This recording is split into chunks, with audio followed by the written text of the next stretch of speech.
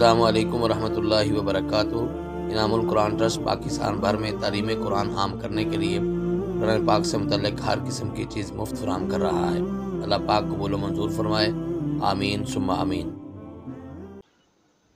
نحمده ونصلي ونسلم على اشرف الانبیاء والمرسلین، اما بعد فاعوذ باللہ السمیع العلیم من الشیطان الرجیم من همزه ونفخه ونفثه ولقد یسرنا القرآن للذکر فهل من مدکر۔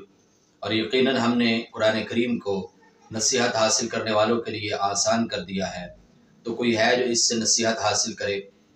حاضرین، سامعین اور ناظرین کرام، اللہ رب العزت کے فضل و کرم سے انعام القرآن ٹرسٹ پاکستان کے زیر اہتمام ترجمۃ القرآن کا یہ 40 روزہ کورس جاری ہے، جس کا آج ہم 27واں سبق پڑھنے والے ہیں۔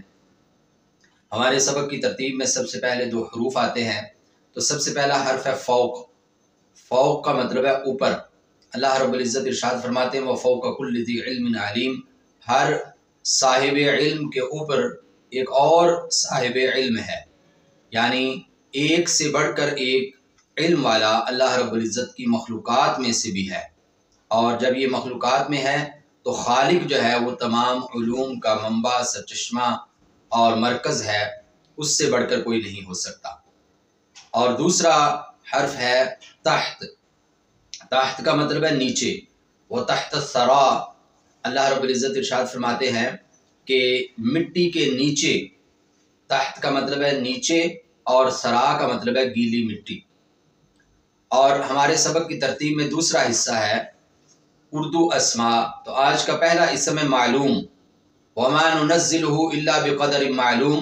اللہ رب العزت ارشاد فرماتے ہیں کہ ہم اس کو نہیں نازل کرتے مگر ایک مقرر مقدار میں، یعنی بارش کا تذکرہ ہو رہا ہے، پانی کا تذکرہ ہو رہا ہے کہ جس زمین کے اوپر اللہ کی حکمت، اللہ کی قدرت کے مطابق جتنی ضرورت ہوتی ہے تو اللہ رب العزت اس بارش کو رحمت بنا کے اور بعد دفعہ زحمت بنا کے نازل کرتے ہیں۔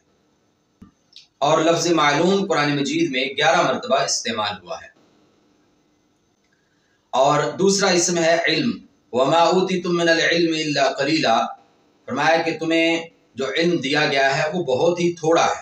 لفظ علم قرآن مجید میں 115 مرتبہ آیا ہے۔ اور تیسرا اسم ہے عمل، من عمل صالحا من ذکر او انثی، فرمایا کہ تم میں سے کوئی مرد ہے یا عورت ہے جو بھی نیک عمل کرے گا اس کو اس کا بہتر بدلہ قیامت والے دن ضرور ملنے والا ہے۔ لفظ عمل قرآن مجید میں 71 مرتبہ استعمال ہوا ہے۔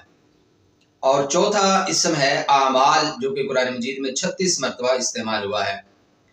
ارشاد باری تعالیٰ ہے وَإِذْ زَيَّنَ لَهُمُ الشَّيْطَانُ أَعْمَالَهُمْ، کہ جب شیطان نے ان کے لیے ان کے اعمال کو مزین کر دیا، خوبصورت بنا دیا، سجا کے ان کے سامنے پیش کر دیا۔ پانچواں اور آخری اسم ہے عیسیٰ، جو کہ ایک جلیل القدر پیغمبر ہیں، نبی کریم صلی اللہ علیہ وسلم سے پہلے جو پیغمبر تشریف لائے تھے، حضرت عیسیٰ علیہ السلام۔ اور لفظ عیسیٰ قرآن مجید میں 25 بار استعمال ہوا ہے۔ اذ قال اللہ یا عیسیٰ بن مریم، جب اللہ نے یہ ارشاد فرمایا کہ اے عیسیٰ بن مریم۔ سامعین کرام، ہمارے سبق کا دوسرا حصہ ہے عربی اسماء، اور پہلا عربی اسم ہے بر۔ بر کا مطلب ہے خشکی، اور یہ لفظ قرآن مجید میں 21 بار استعمال ہوا ہے۔ ارشاد باری تعالیٰ ہے وَيَعْلَمُ مَا فِي الْبَرِّ وَالْبَحْرِ، اللہ رب العزت جانتے ہیں جو پانی کے اندر ہے، جو خشکی کے اندر ہے، یعنی اس کائنات میں جو کچھ بھی ہے اللہ رب العزت اس کو جانتے ہیں۔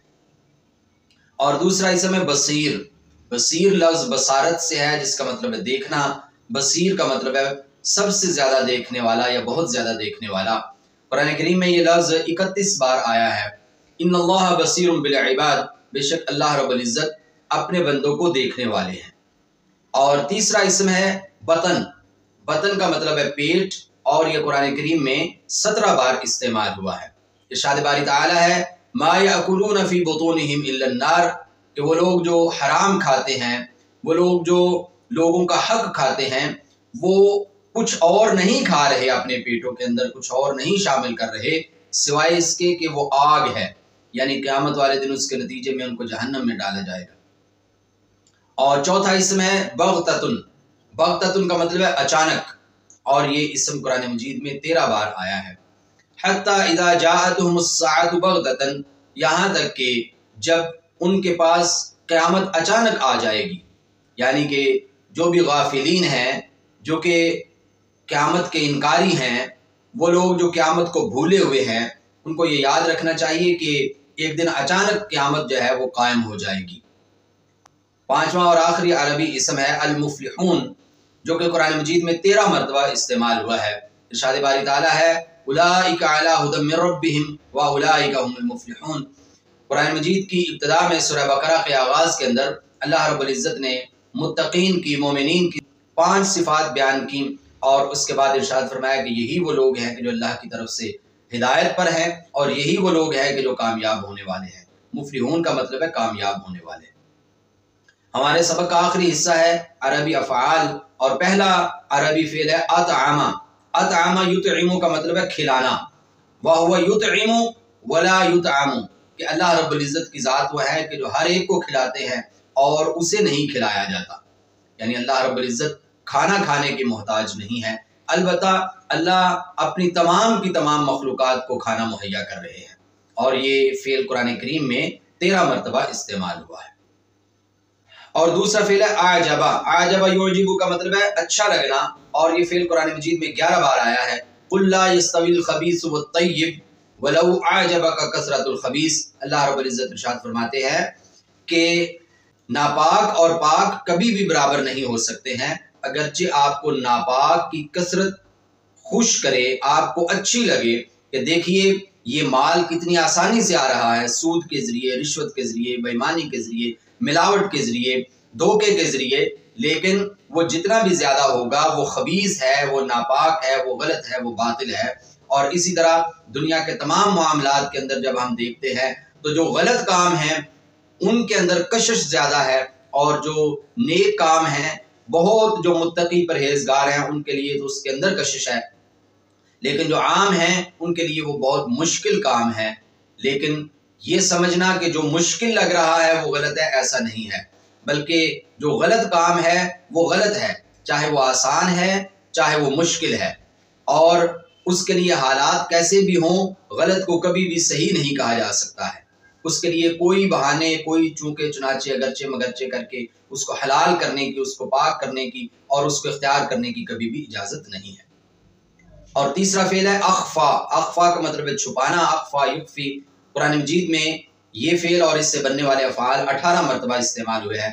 ان الساعة اکاد اخفیها لتجزا کل نفس بما تسعی۔ اللہ رب العزت ارشاد فرماتے ہیں کہ بے شک قیامت جو ہے قریب ہے کہ میں اس کو چھپا کے رکھوں، اور اس کی لاجک، اس کی منطق، اس کی وجہ، اس کی دلیل اور اس کا سبب بیان کرتے ہوئے اللہ رب العزت ارشاد فرماتے ہیں تاکہ ہر وہ شخص جو کوشش کر رہا ہے، جو محنت کر رہا ہے، اس کو اس کی کوشش کا بدلہ دیا جا سکے۔ اور یہ بات ایک حقیقت ہے کہ جب ہمیں پتہ ہوتا ہے کہ فلاں کام فلاں وقت میں فلاں تاریخ کو ہونے والا ہے، تو ہم سست ہو جاتے ہیں کہ ابھی تو 6 مہینے باقی ہیں، ابھی تو 1 سال باقی ہے، ابھی تو 10 سال باقی ہے، قریب جا کے ہم اس کے لیے کچھ کر لیں گے۔ یہ انسانی فطرت ہے کہ اگر اس کو پتہ ہے کہ ابھی بہت وقت باقی ہے تو پھر اس کی طبیعت کے اندر سستی آ جاتی ہے، لیکن اللہ رب العزت نے قیامت کا وقت اسی لیے مخفی رکھا اور فرمایا کہ ہو سکتا ہے کہ وہ اگلے ہی لمحے قائم ہو جائے، تاکہ انسان جو ہے وہ ہر لمحہ کوشش کرتے رہے۔ سامعین کرام، چوتھا فعل ہے ارادہ، جو کہ قرآن مجید میں 139 بار استعمال ہوا ہے۔ ارادہ یرید اللہ بکم اليسر ولا یرید بکم العسر۔ اللہ رب العزت آپ کے لیے آسانی کا ارادہ رکھتے ہیں، نہ کہ تنگی کا ارادہ، یعنی اللہ رب العزت نے یہ جو دین ہمیں عطا فرمایا ہے یہ آسانی کے لیے عطا فرمایا ہے۔ نبی کریم صلی اللہ علیہ وسلم نے بھی ارشاد فرمایا الدین یسر، دین تو آسان ہے، اور حقیقت یہ ہے کہ اگر ہم دین کے ایک ایک حکم پہ جس کے کرنے کا حکم دیا گیا ہے اور جس سے رکنے کا حکم دیا گیا ہے، اگر اس کی تفصیل اور تشریح میں جائیں تو ہمیں پتہ چلے گا کہ کرنے کا حکم جن کاموں کا دیا گیا ہے ان کا کرنا کتنا ہی آسان ہے، اور اس کے برعکس ان سے جان چھڑانا کتنا مشکل ہے، اور وہ کام کہ جن سے منع کیا گیا ہے ان سے منع رہنا کتنا آسان اور سکون کا باعث ہے، جبکہ ان کو اختیار کرنے میں کتنی مشکلات اور کتنی پریشانیاں ہیں۔ حضرات گرامی، ہمارے سبق کا آخری فعل ہے القا، القا یلقی کا مطلب ہے ڈالنا، پھینکنا۔ قرآن مجید میں یہ فعل 71 بار استعمال ہوا ہے۔ قالوا یا موسیٰ اما ان تلقی و اما ان نکون اول من القا۔ موسیٰ علیہ السلام سے فرعون کے دربار میں جتنے بھی جادوگر جمع تھے وہ کہنے لگے کہ اے موسیٰ، کیا آپ یہ اپنی لاٹھی پھینکیں گے یا ہم آپ سے پہلے جو ہمارے پاس رسیاں ہیں، جو ہمارے پاس لاٹھیاں ہیں، ہم وہ پھینکیں؟ یعنی ہم اپنے جادو کا آغاز کریں یا یہ ہے کہ آپ اپنا معجزہ دکھائیں گے؟ تو القا یلقی کا مطلب ہے پھینکنا یا ڈالنا۔ حضرات گرامی، کتنے تعجب، حیرت اور خوشی کی بات ہے کہ آج کے اس 8، 10 یا 12 منٹ کی محفل کے اندر اللہ رب العزت کے فضل و کرم سے ہم نے 1000 کے قریب عربی الفاظ، قرآنی الفاظ یاد کر لیے ہیں۔ اللہ تعالی ہمیں اسی طرح قرآن مجید سے اپنے تعلق کو مضبوط کرنے کی توفیق عطا فرمائے۔ وما علینا الا البلاغ المبین۔